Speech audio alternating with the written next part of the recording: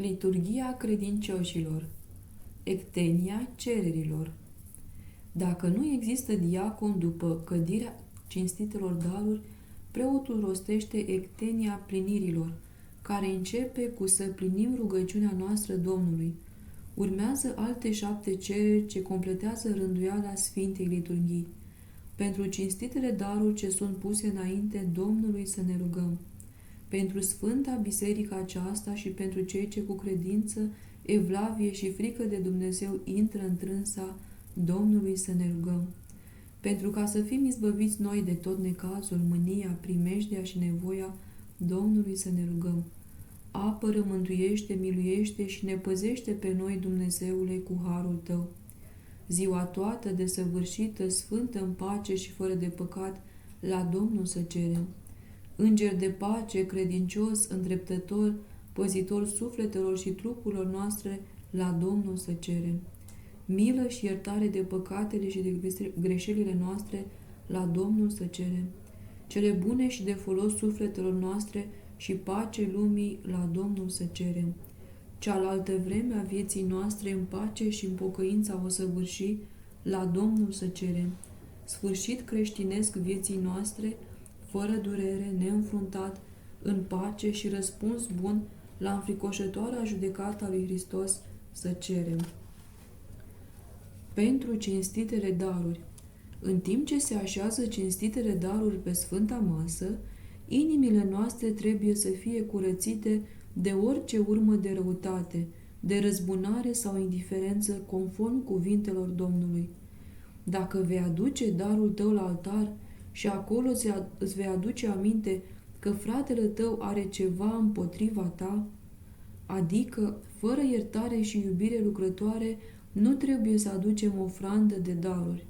Nerăutatea, iertarea față de toți, rugăciunea, zdrobirea inimii, bunătatea, sunt condiții fundamentale pentru Sfintele Daruri. Următoarele cereri au fost analizate mai înainte. Ziua toată desăvârșită. Prin această cerere dorim de la Dumnezeu 4 lucruri. Viața noastră de fiecare zi să se bucure de desăvârșire, sfințenie, pace și lipsa păcatului. În Sfânta Scriptură, noțiunea de ziua are mai multe sensuri. Ziua obișnuită, ziua răzbunării, ziua ispitei, ziua durerii, ziua amăgitoare, ziua celei de-a doua venire a Domnului. Toate zilele sunt de la Dumnezeu și binecuvântate, devin însă zile rele, înșelătoare și zile de doliu prin mulțimea păcatelor noastre, prin răutatea și invidia diavolului, dar și din pedagogia lui Dumnezeu. Cel care voiește ca tot omul să se mântuiască și la cunoștința adevărului să vină. În fiecare zi ne înconjoară ispite multe, din interior și din exterior, și trecem prin mijlocul a multe curse, așa cum a văzut într-o vedenie Marele Antonie. Acesta a văzut pământul plin de curse și s-a înfricoșat și s-a înspăimântat. Curse în orașe, la sate, pe drumuri, pe bulevarde, în case și la televizor, venite prin amiciții și prietenii, în pustie și în tot locul. De aceea să strigăm către Dumnezeu și să chemăm mila Lui zicând: și nu ne duce pe noi în ispită, ci ne izbăvește de cel viclean. Ultima ispită a zilei se va consuma la judecata viitoare. Expresia zi desăvârșită înseamnă pentru noi împlinirea poruncii fiți desăvârșiți, adică să ne purtăm ca niște creștini deosebiți, mici și mari, bărbați și femei, căsătoriți și necăsătoriți, monahi, clerici de toate treptele și să ducem la bun sfârșit lucrarea și menirea noastră. Ziua Sfântă este sinonimul zilei desăvârșite, pentru că sfințirea și desăvârșirea sunt bururi înalte spre care trebuie să tindă orice creștin truditor. O zi sfântă înseamnă un timp lipsit de păcat, fără prihană, curat și neîntinat. Domnul Iisus Hristos i-a îndemnat pe ucenici: fiți sfinți, că și eu sunt sfânt. Viața curată și fără prihană înseamnă că fiecare zi în parte este fără de păcat. Gândurile, dorințele ca și simțurile noastre trebuie să devină sfinte, la fel limba, vorbirea și sfaturile noastre. Când cugetele și faptele noastre se arată pline de înțelepciune, cumințenie și sfințenie, atunci viața noastră și fiecare zi în parte sunt sfinte și desăvârșite. Ziua pașnică o are creștinul care se împăciuiește pe sine și pe ceilalți și astfel devine făcător de pace și fiu al lui Dumnezeu. Fericiți făcătorii de pace, că aceia fiii lui Dumnezeu se vor chema. Domnul în Sfânta Scriptură se numește Domnul Păcii, iar sufletul stăpânit de pace și inima care însetează de pacea lui Dumnezeu, care covârșește toată mintea, se vor bucura de prezența Lui. Ziua fără de păcat. Sufletul desăvârșit, sfințit și pașnic alungă de la el păcatul, precum lumina alungă întunericul. Lipsa păcatului însă este o virtute pe care o deține doar Dumnezeu, că tu singur ești fără de păcat. Cererea bisericii făcută prin slujitorii ei, ca ziua creștinului să fie fără de păcat, arată că Dumnezeu urăște păcatul, care aduce pedeapsa. Plata păcatului este moartea. Izbăvirea de atacul păcatului necesită cercetarea gândurilor, a cugetului și a minții.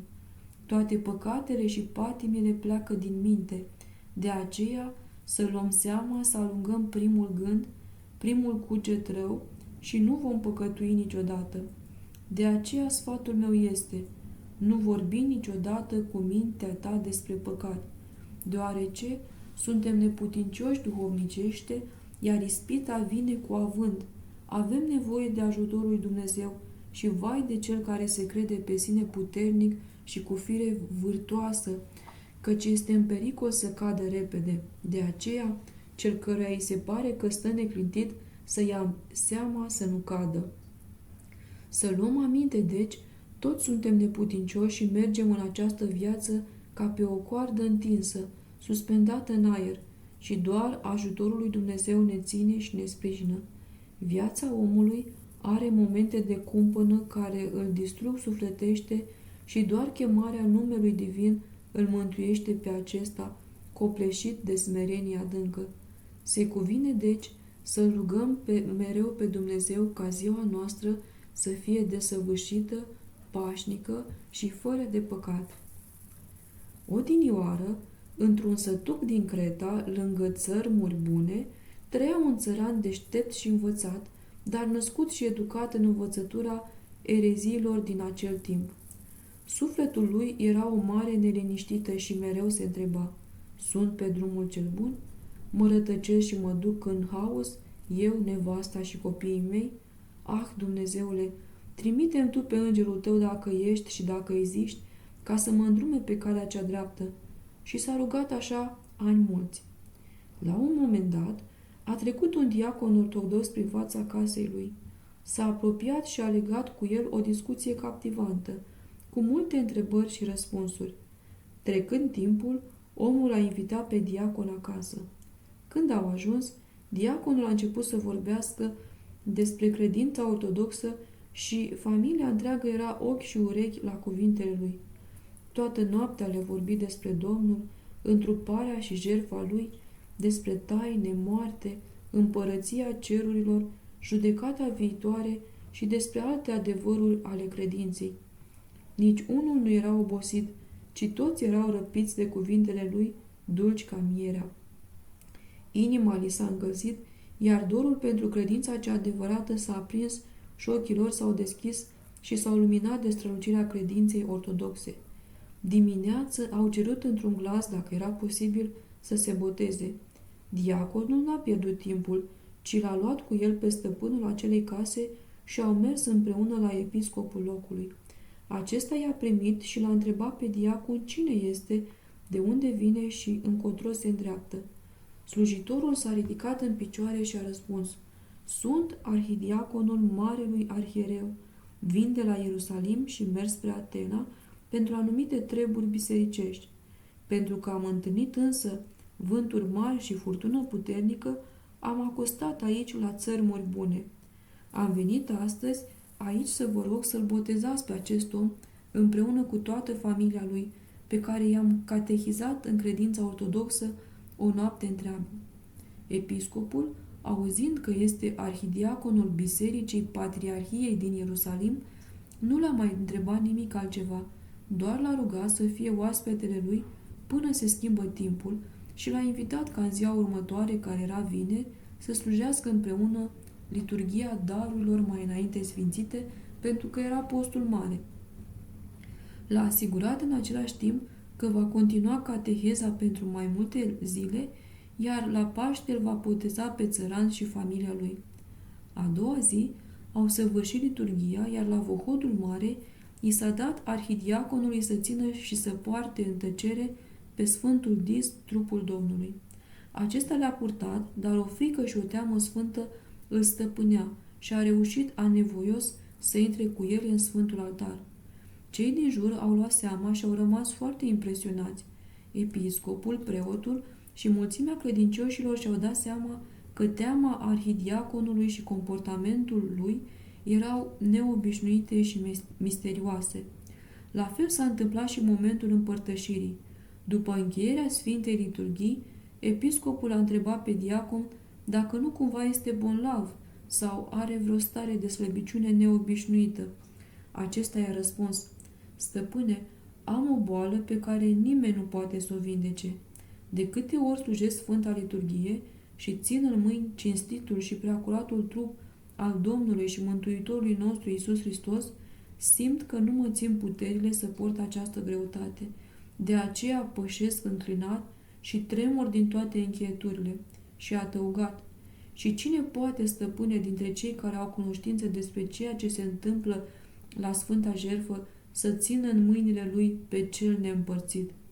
Din pogorământ, Domnul Iisus Hristos, întărind slăbiciunea noastră, le-a făcut ușoare pe cele grele și posibile pe cele cu neputință. Fericit este acela, stăpâne, care s-a învrednicit să slujească această mare taină, la care îngerii din ceruri și toate puterile slavei stau cu frică și cu cutremur.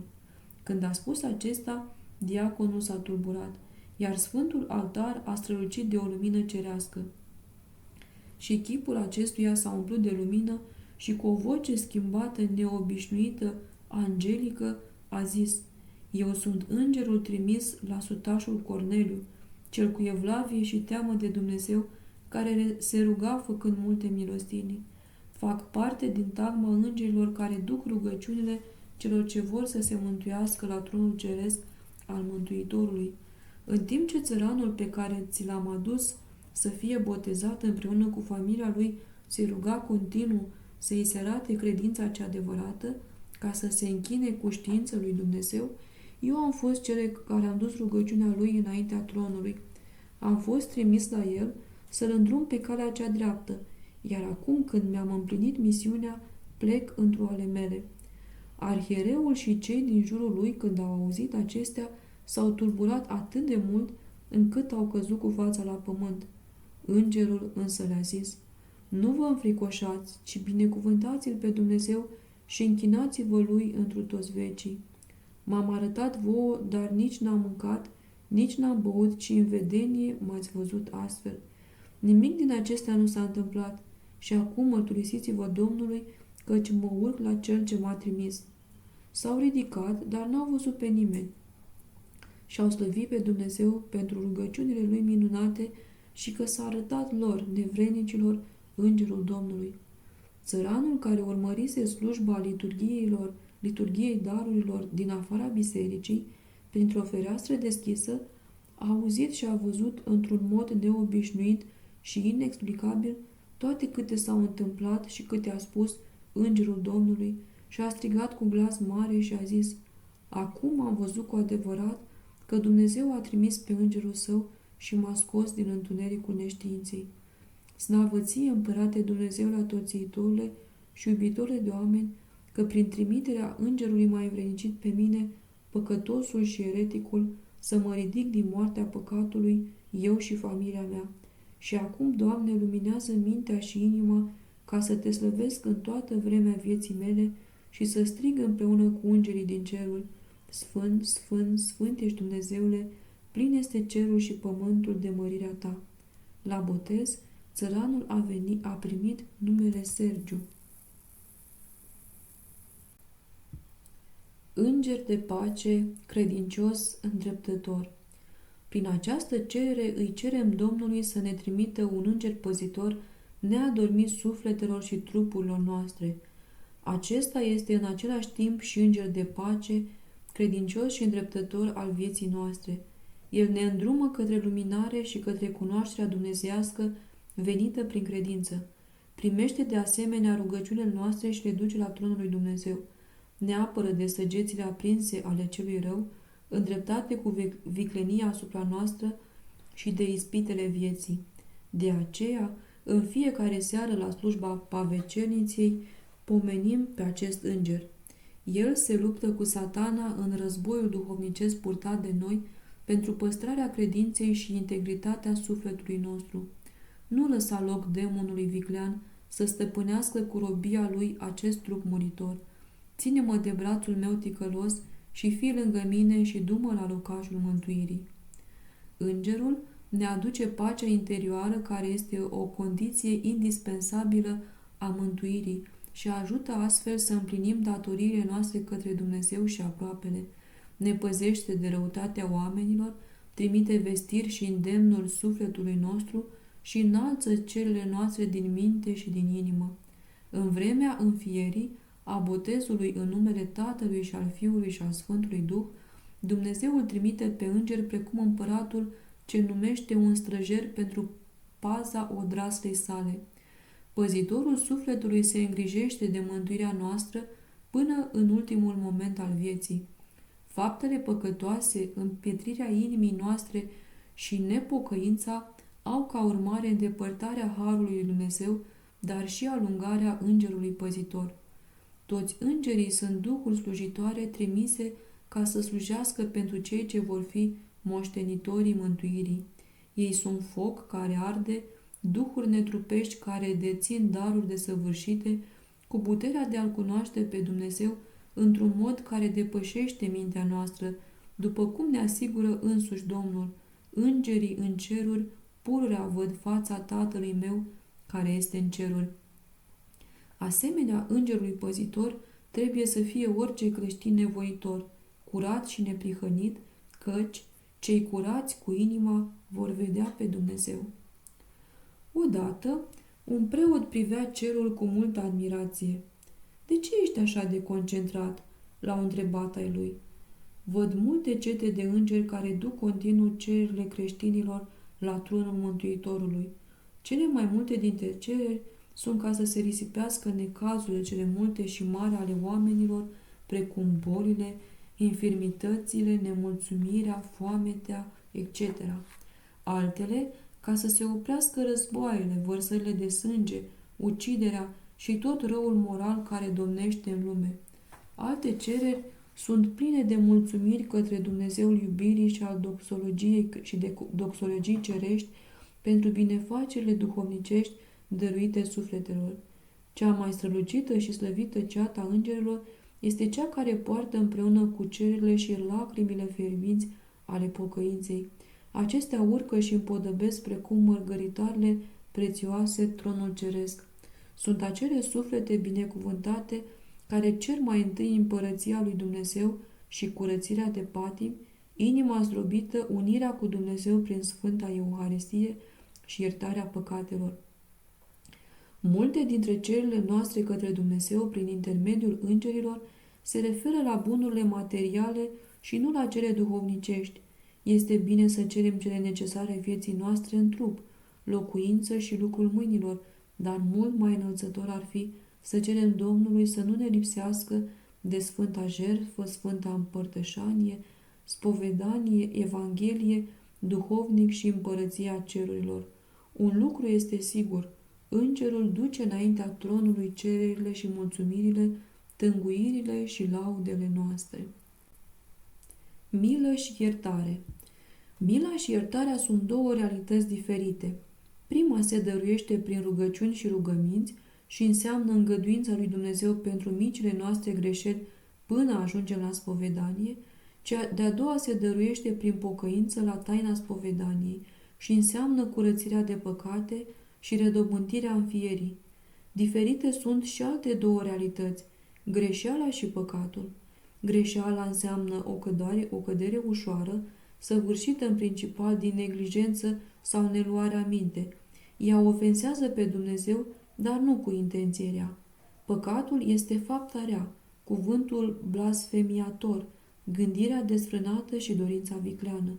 Înseamnă călcarea poruncilor evanghelice și dumnezeiești, fie prin intenție rea și premeditată, fie prin indiferență și nesimțire morală. El necesită pedeapsă. Plata păcatului este moartea.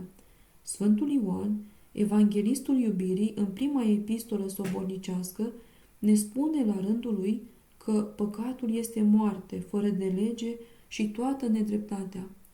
Păcatul mai înseamnă contrazicerea glasului lui Dumnezeu din noi, vocea conștiinței care protestează la apariția răului. Înseamnă revolta și voința omului ridicate împotriva voii Sfântului Duh, urmate de sălășluirea răutății și întărirea acesteia în noi. Fiecare om care păcătuiește repetă fapta primilor oameni concretizată în neascultarea conștientă și liberă care i-a înstrăinat de Dumnezeu. Am primit odată o scrisoare în care mi se relatau următoarele. La începutul secolului nostru, un preot cu credință îndoielnică la o sfântă liturghie a adunat sfintele daruri și le-a pus împreună cu miridele de pe sfântul disc în sfântul potir. Se pare însă că degetele lui se atinseseră în acel moment de sângele Domnului. Absent și indiferent, acesta și-a șters mâinile de felon și n-a respectat regula care cere preotului să se șteargă foarte bine cu buretele, apoi să meargă la spălător și după aceea să îi împărtășească pe credincioși. Când a luat în mâini Sfântul Potir și s-a întors către popor ca să răstească cu frică de Dumnezeu, toți înmărmuriți au văzut pe felon urme de sânge, lăsate de mâinile lui pe veșmânt. Oamenii au strigat, iar acela s-a întors și a așezat tulburat Sfântul Potir pe sfânta masă pierdut, fără să știe ce să facă. Și-a scos felonul și l-a agățat undeva în Sfântul Altar și pentru multe zile sângele a rămas pe felon, ca mărturie nemincinoasă a tainei înfricoșătoare și a jertfei de pe Golgota. Sânge aprins adevărat, viu, închegat, sângele lui Hristos. Indiferența preoților în timpul săvârșirei Sfintei Liturghii este o dovadă de necredință și de lipsă de evlavie. Doamne, miluiește-ne! Atenție sporită se cere și când se împărtășesc creștinii, pentru că este mare păcat să cadă un mărgăritar al Domnului sau o picătură din preacuratul său sânge. Doamne Iisuse Hristoase, iartă-ne pe noi păcătoșii, insensibilii și nevrednicii preoții Tăi. Expresia cea mai adâncă a păcatului și a îndepărtării de Dumnezeu este mândria și aroganța vieții. Între păcat și vină este o legătură directă. Oamenii sunt atât de pătimași încât nu-și amintesc când au început să gândească și să săvârșească păcatul. Și nu numai atât, există ceva mai rău. Când iau seama la ei înșiși cu atenție și umilință, descoperă nu numai că sunt slabi și neputincioși în a săvârși binele, dar și că trăiesc și respiră în umbra unei puteri înfricoșătoare, care îi silește la rău și îi robește egoismul și mândria. Revelația divină, istoria religiilor și a popoarelor vorbesc despre vinovații pe care oamenii le experiază ca pe realitatea cea mai dură. Păcătoșenia creează continuu mustrări de conștiință, iar sentimentul vinovăției ocupă deseori un loc permanent în interiorul nostru, când păcătuim cu voie. Iar dacă se întâmplă ca preotul slujitor să cadă în păcate de moarte, din cauza cărora este caterisit, cu atât mai mare trebuie să fie sentimentul vinovăției care îl împovărează pe viață. Greutatea din suflet este de neclintit, iar suspinele și strigătele agoniei de fiecare zi rănesc conștiința fără vindecare. Vina devine un musafir permanent, un stăpân tiran, nemilostiv și inuman. Atunci apare întrebarea: cum se va mântui omul? Cercetarea conștiinței ne mâhnește, ne doare, ne obsedează, de aceea întrebăm prin gura apostolului Pavel: om nenorocit ce sunt, cine mă va izbăvi de trupul morții acesteia? Foarte mulți oameni, în special din America și Europa, aleargă pentru a-și rezolva problemele la neuropsihiatri, la psihologi, dar și la astrologi, magi, mediumuri sau la cunoscuți, prieteni, rude, chiar și la icoane. Aceștia, oriunde ar merge, vor găsi ușurare provizorie, dar izbăvire de vinovăție nu. Niciun om nu poate pătrunde în adâncurile celuilalt. Medicii îi pot da sedative celui stăpânit de angoase și obsesii, dar când se va trezi, acesta va avea vina în sufletul lui. Nimeni nu are puterea nici stăpânirea să pătrundă în altarul sfânt al conștiinței celuilalt, atât cât să-l izbăvească de mustrări. Odată cu trecerea timpului, durerea trupului se stinge, rana se vindecă, ispita și răul trec, însă mustrările sufletului nu pot fi nici vindecate, nici alungate. Singurul care reușește aceasta este Dumnezeu, care oferă izbăvire prin taina Sfintei Spovedanii sub epitrahirul duhovnicului. Puterea iertării și lăsării păcatelor există și constituie lucrarea economiei divine pentru mântuirea noastră.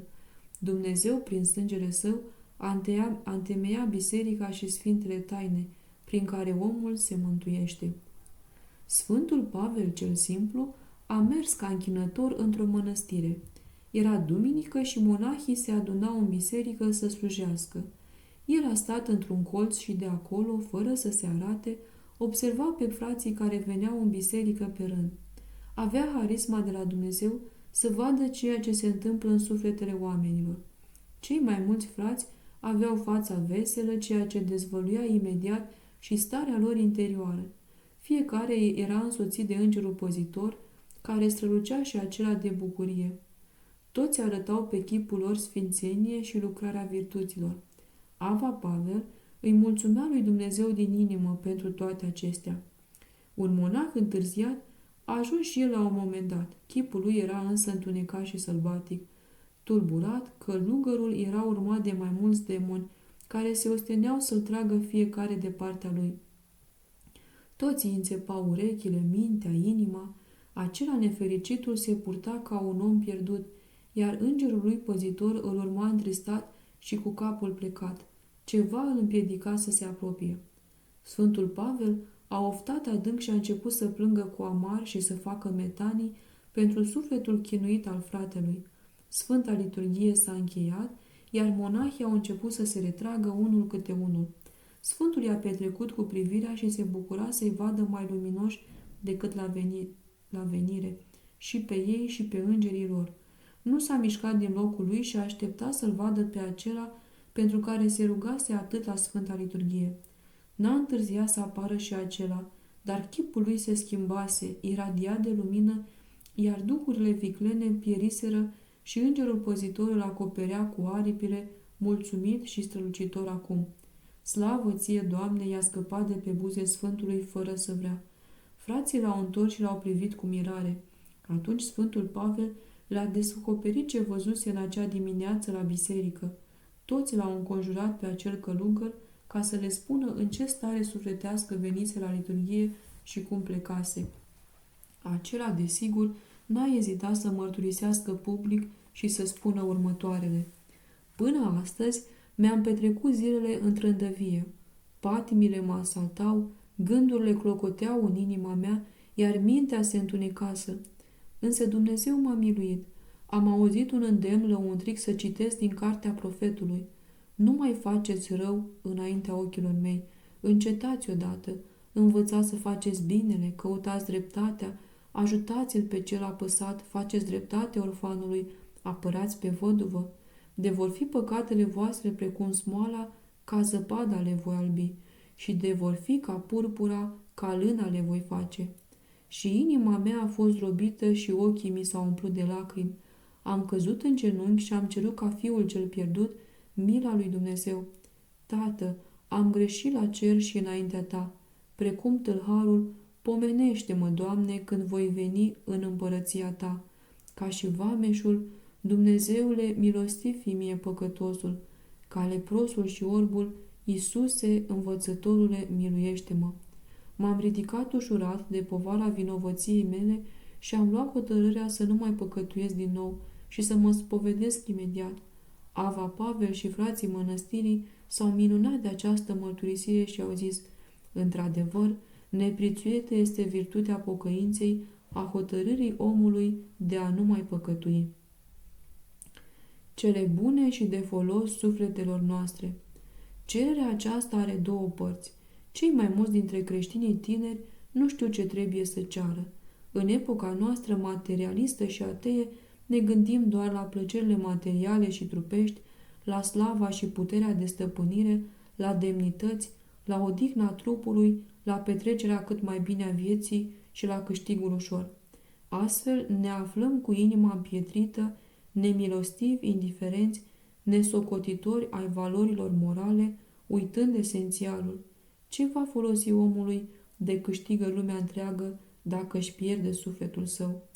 Istoria ne arată că această fugă după bunurile materiale a provocat distrugerea ireparabilă a omului și pedeapsa veșnică. Un lucru folosește: grija față de suflet și încrederea absolută în Dumnezeu. Partea a doua a cererii ne asigură că vom avea pace interioară când vom alunga păcatul.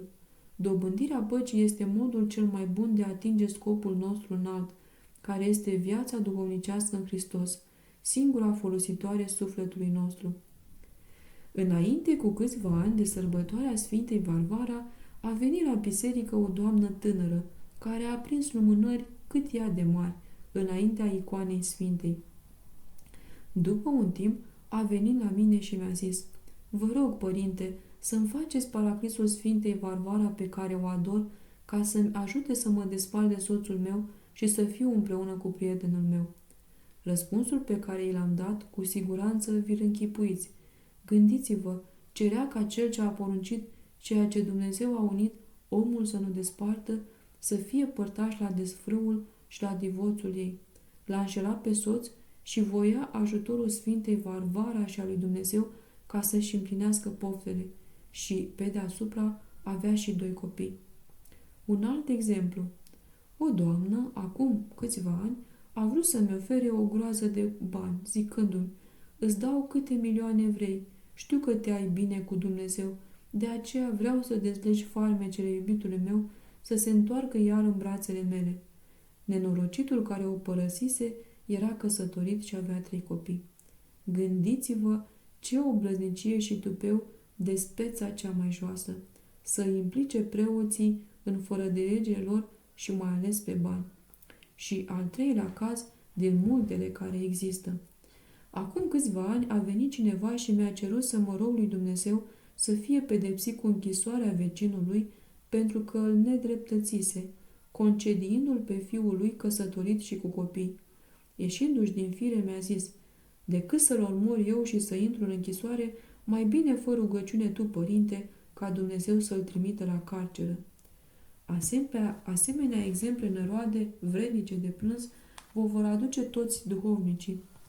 Mai există și o altă mentalitate greșită a celor care obișnuiesc să zică: nu-i vreau răul, dar să tragă copiii lui numai atât cât am tras eu, sau răul pe care mi l-a făcut mie să îl dea Dumnezeului. Din nefericire, drama cea mai mare este că spun aceste lucruri în scaunul spovedaniei. Sufletul omului săvârșește un rău înspăimântător atunci când vorbește lui Dumnezeu despre acest blestem nobil. Toți acești oameni uită că Hristos pe cruce n-a cerut pedeapsă și răzbunare pentru cei care l-au răstignit, ci s-a rugat Tatălui Ceresc să ierte. Odată, Sfântul Andrei cel Nebun pentru Hristos, cu mult înainte să-și înceapă propovăduirea ciudată prin lume, într-o seară, pe când se ruga, a căzut în extaz și s-a trezit în palatele împărătești ale cerului. Împăratul ceresc l-a chemat și a zis: vrei să mă slujești din tot sufletul și să te fac unul dintre locatarii palatului meu? Este cineva, stăpâne, care să nu dorească bunătățile tale? I-a răspuns: eu le doresc cu deosebire. Dacă dorești atât de mult, încearcă gustul împărăției mele. Și i-a întins ceva să bea. Băutura semăna la culoare cu zăpada și era atât de dulce și gustoasă încât omul nu-și poate închipui. De-abia a băut-o și a zis, mai dă-mi alta, te rog, pentru că abia am băut-o și am simțit că are mireasma mirului dumnezeiesc. Acela i-a dat încă o băutură care avea culoarea gutuii. Această băutură era foarte acră și mai amară decât pelinul. Când Sfântul Andrei a băut-o, i s-a amărât gura, a deznădăjduit și a uitat gustul minunat al primei băuturi.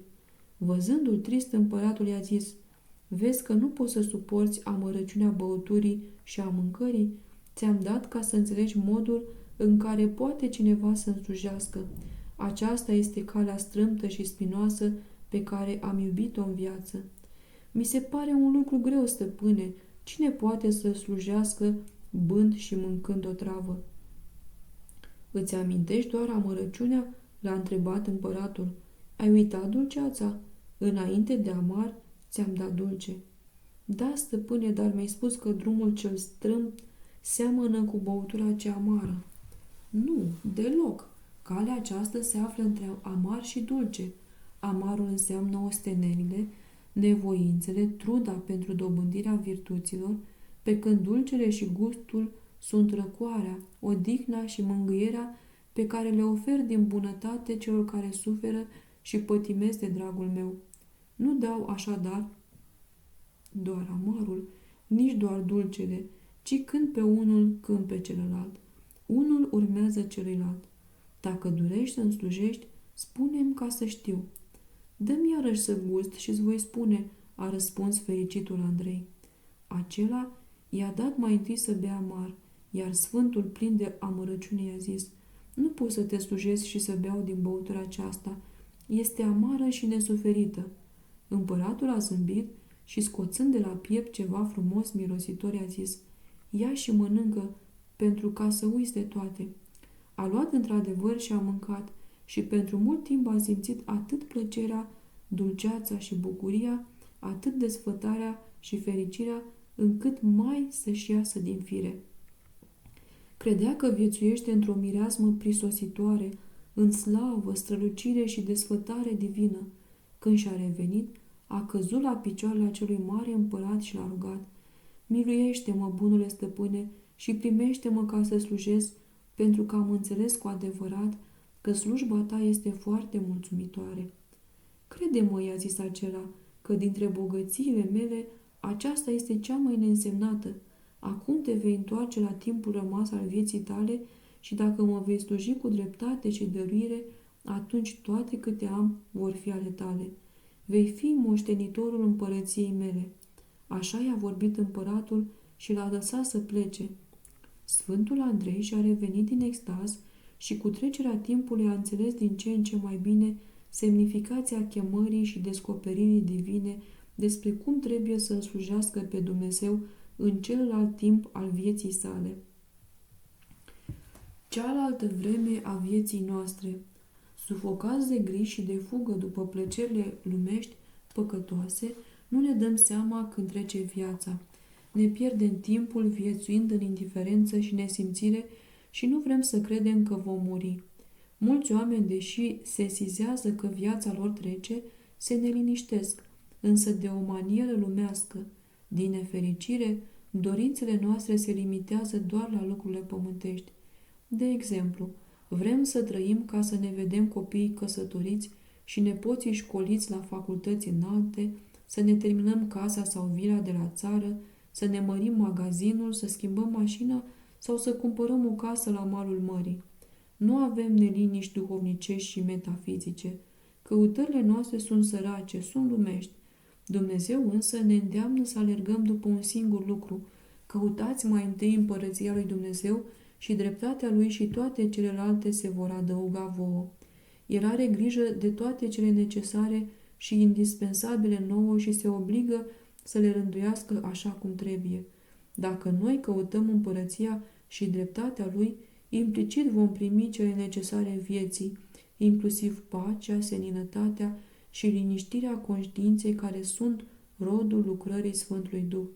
De aceea, fericirea omului constă îndeosebi din mărturia conștiinței liniștite și senine. Pacea împreună cu celelalte roade ale Duhului aduc raiul și împărăția lui Dumnezeu în inima creștinului, iar omul care păcătuiește cade și o pierde.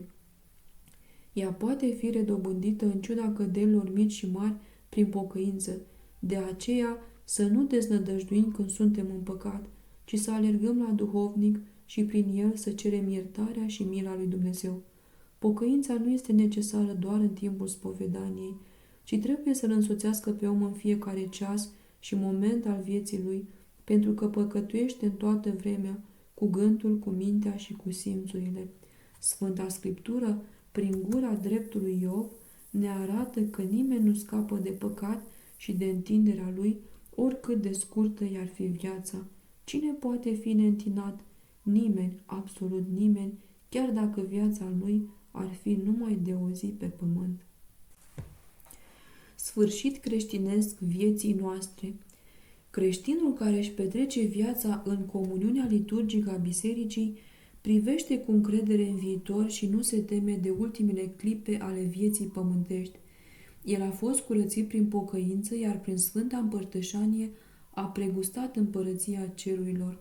Nu vrea să piardă această desfătare și se roagă neîncetat lui Dumnezeu, căci știe că timpul care urmează pocăinței este plin de bucurie, de veselia inimii, de pacea conștiinței și atunci moartea și iadul nu-l mai tulbură, iar bucuria care îl stăpânește nu se sfârșește niciodată. Moartea este pentru cel care s-a pocăit cu adevărat începutul unei vieți veșnice, câștigul, coroana și slava împărăției lui Dumnezeu. Sfântul Ignatie, mergând spre martiriu, spunea credincioșilor din Roma: „Este aproape ceasul nașterii mele, de aceea, fraților, iertați-mă. Nu mă împiedicați să trăiesc, nu doriți să mor,” se referă la suflet. „Lăsați-mă să iau lumină curată. De-abia când voi ajunge în cer lângă Dumnezeu, voi deveni om adevărat. Vreau să fiu strivit de dinții fiarelor, precum pietrele morii sfarmă grâul.” Sfântul vrea să ne spună prin aceste cuvinte că ceea ce noi numim viață este de fapt moarte, pe când așa numita moarte ne duce la viața veșnică, așa cum reiese și din relatarea adevărată care urmează. Într-un sat din Drama exista un obicei evlavios. În noaptea învierii, după Sfânta Liturghie, creștinii merg la cimitirul satului și aprind candelele la mormintele persoanelor iubite. Prin acest gest, ei arată că morții lor vor învia și vor fi judecați la a doua venire a lui Hristos. Candelele aprinse semnifică acest timp al învierii. Înainte cu mulți ani, o fată a mers împreună cu alte femei din sat în noaptea de înviere să aprindă candela bunicii ei, care murise doar cu câteva zile înainte. În timp ce aprindea candela, a cântat „Hristos a înviat”. Deodată, copleșită de uimire și admirație, a văzut toți morții înviind, îmbrăcați în alb și însoțiți de mii de îngeri. Întreaga făptură se scălda într-o lumină orbitoare, la fel ca strălucirea soarelui. În același timp se auzeau zeci de mii de cântări îngerești care te amuțeau cu dulceața cântului lor. Această vedenie a ținut până la momentul când a simțit că cineva o trage de umăr și și-a venit în fire. Erau părinții ei, care o căutaseră neliniștiți din cauza absenței ei îndelungate. Acestea au fost relatate de ea însăși, în timpul călugăriei ei, cu puține zile înainte de moarte. Când aud cuvintele sfârșit creștinesc, mulți creștini din biserică își fac semnul crucii, arătând cât de important este sfârșitul pentru mântuirea lor. Amintirea morții este folositoare omului, iar Sfânta Scriptură ne îndeamnă: „Amintește-ți de cele din urmă ale tale și în veci nu vei greși.” Cuvintele acestea le învață cu sfințenie și Sfântul Antonie cel Mare. Amintirea morții este medicamentul mântuirii. Dacă creștinul se gândește de dimineață până seara că poate muri astăzi sau la noapte, în somn, cu siguranță nu va mai păcătui, cel puțin cu voie. Ziua va trece pentru el cu bunătate, răbdare, fapte bune, post și rugăciune, trudă cinstită și continuă de orice fel. Sfântul Ioan Scărarul ne spune: precum pâinea este mai necesară decât oricare alt aliment, la fel și amintirea morții mai utilă decât orice altă lucrare duhovnicească. Împăratul Filip al Macedoniei își amintea și el de moarte. Poruncise unui soldat ca dimineață, la prânz și seara, înainte de masă, să vină înaintea lui și să-i spune: Filipe, nu uita că vei muri. Oare noi, creștinii de astăzi, de ce nu ne aducem aminte de moarte când știm atât de sigur că într-o zi vom muri? Părintele Arsenie, după ce a dormit ucenicul lui, părintele Nicolae, n-a rămas singur. Mulți monahi au alergat la el și au încercat să-i urmeze în nevoințe.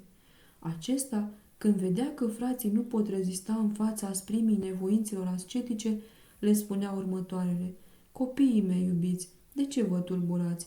Dacă sunteți mâhniți că vă nevoiți mult, atunci să stea fiecare în chilia lui cu rugăciune multă și liniște, numai să nu lăsați canonul și slujba de la biserică.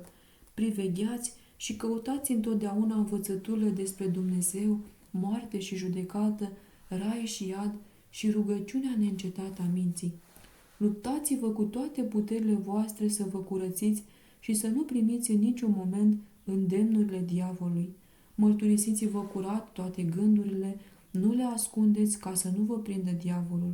Cuvintele, gândurile, amintirile și faptele voastre toate trebuie să însemne ascultare sfântă față de voia lui Dumnezeu. Să păstrați permanent amintirea morții, pentru că mergem prin mijlocul a multe curse și acela care va muri în fiecare zi din voia lui va avea sfârșit creștinesc și va trăi în veci.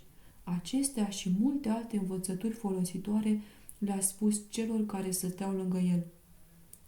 La 4 iulie 1845, Ava Arsenie s-a hotărât să meargă în Marea Lavră, la sărbătoarea Sfântului Antonie cel Mare. După ce a terminat liturghia de dimineață, a ținut drumul din jurul Atonului și a ajuns la Lavră cu puțin înainte de priveghere.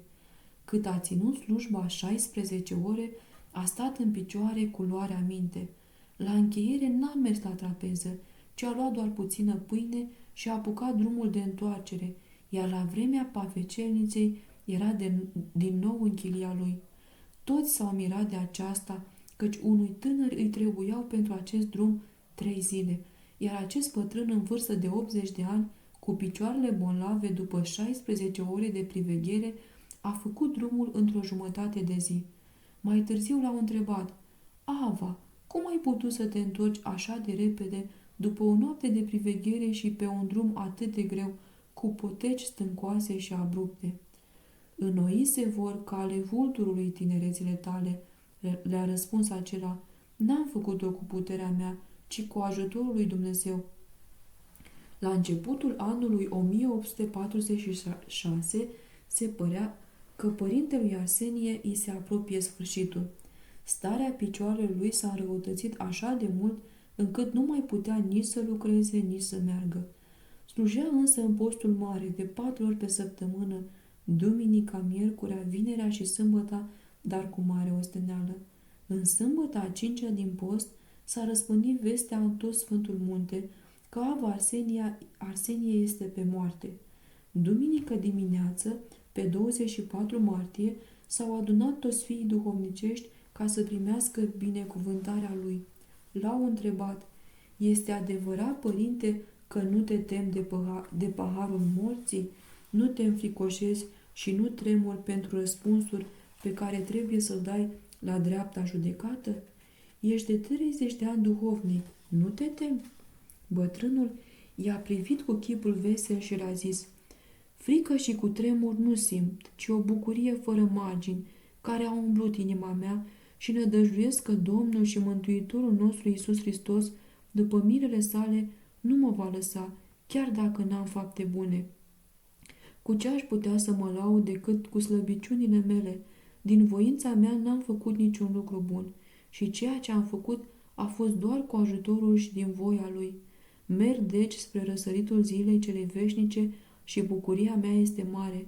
Port în mine pacea, iar odihna și desfătarea divină domnesc peste toate mădularele mele. Aștept să vină peste puțin timp îngerii mei. Oare câți dintre preoții duhovnici de astăzi ar putea să spună cu îndrăzneală aceste cuvinte? După aceea, i-a rugat pe toți, unul câte unul, să vină la el, să primească iertare și i-a binecuvântat, dând fiecăruia în parte sfaturi despre cum să viețuiască. Apoi le-a cerut să plece. El a ridicat de 3 ori mâinile către cer, rugându-se fără să înțeleagă cuvintele. Locul a strălucit, iar părinții au îngenunchiat și s-au închinat privindu-l cu teamă. O mireasmă dulce s-a răspândit peste tot. Bătrânul și-a coborât mâinile și-a făcut cruce și apoi l-a pus pe piept. În jur se așternuse o liniște neobișnuită, o pace inexplicabilă. Monahii s-au apropiat și au văzut că fața bătrânului Arsenie strălucea. Sufletul lui sfânt se dăruise Domnului, pe care îl iubise de mic copil și de dragul căruia își uscase trupul. Acesta a fost sfârșitul creștinesc al vieții unui atlet al credinței, fără durere, neînfruntat, în pace. La fel să fie și al nostru. Aceasta este moartea oamenilor sfinți. În contrast cu moartea sfinților, sfârșitul lui Iuda n-a fost fără durere, neînfruntat, în pace.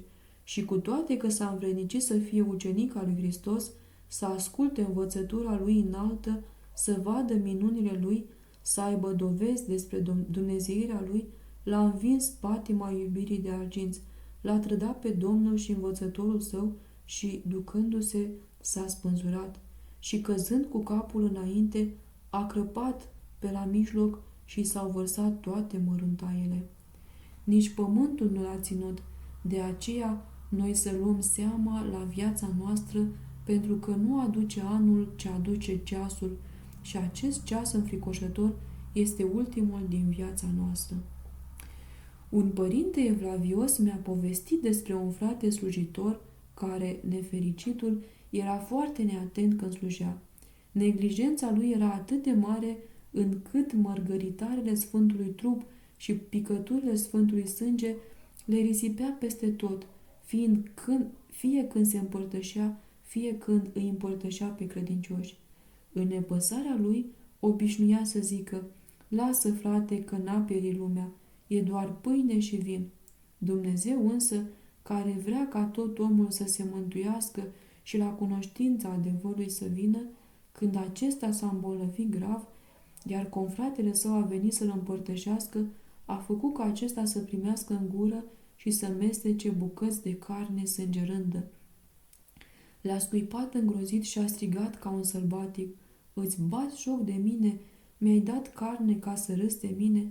Preotul acela s-a plecat și a adunat cu gura părticica de împărtășanie de pe jos. După ce a înghițit-o, s-a ridicat și cu multă durere i-a zis: îți doresc să-ți revii înainte să fie prea târziu pentru mântuirea ta. Ți-am dat împărtășanie din joia mare, trupul și sângele adevărat al lui Iisus Hristos. Și a încheiat întrebându-l: vrei să mai vin? Nu, a răspuns acela, înciudat și mânios. Din nefericire, în noaptea aceea a murit nepocăit. Este o lecție amară dată fraților preoți despre cel pe care îl frâng și cu care se împărtășesc când slujesc preacuratele taine.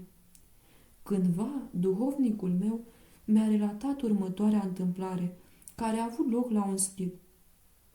Un preot de la Sfântul Munte, care era și duhovnic, s-a îmbolnăvit grav. Ucenicul lui, văzând că se simte în fiecare zi mai rău, l-a întrebat într-o după-amiază: nu vrei să-ți aduc duhovnicul să te spovedești și să te împărtășești? Acesta, după ce l-a privit puțin pe ucenicul lui, s-a ridicat și a scuipat jos. Văzând aceasta și descoperind că mai are încă viață, a zis: nu. Ucenicul, luând binecuvântare, a plecat lăsând ușa deschisă. N-a apucat însă să coboare în curte și a auzit strigătele bătrânului. Alergând înăuntru, ucenicul l-a auzit într-o agonie înfricoșătoare spunând: n-am fost vrednic de preot și și-a dat Duhul.